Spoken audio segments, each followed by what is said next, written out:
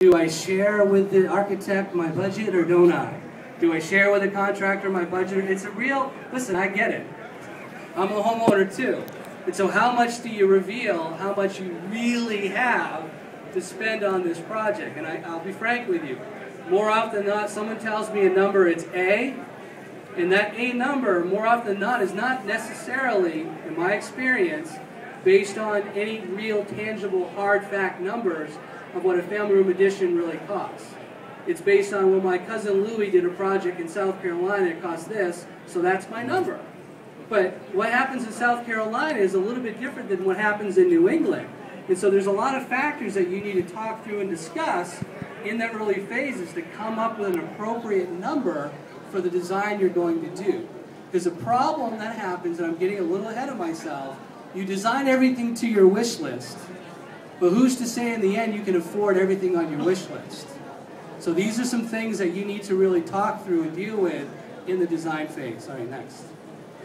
Very much. Then the next phase would be the bid phase. You have your plans, you've gone over it, you're happy with it, and now you want to see what it's going to cost. So many times it's just an open bid situation.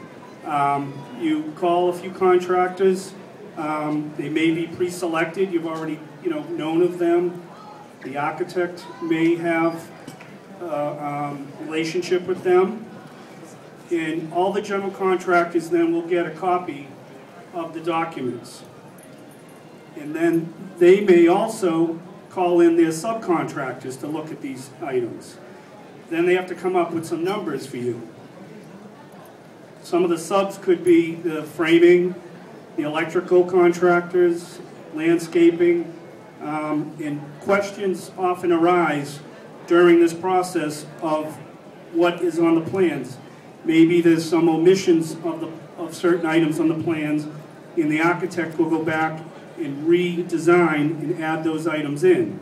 So you've started with one set of plans, some omissions were found, added in, and then they can continue to work on the contract. Then what happens, you get all these numbers back, all the different bids, and you open them, take a look at them, and sometimes that number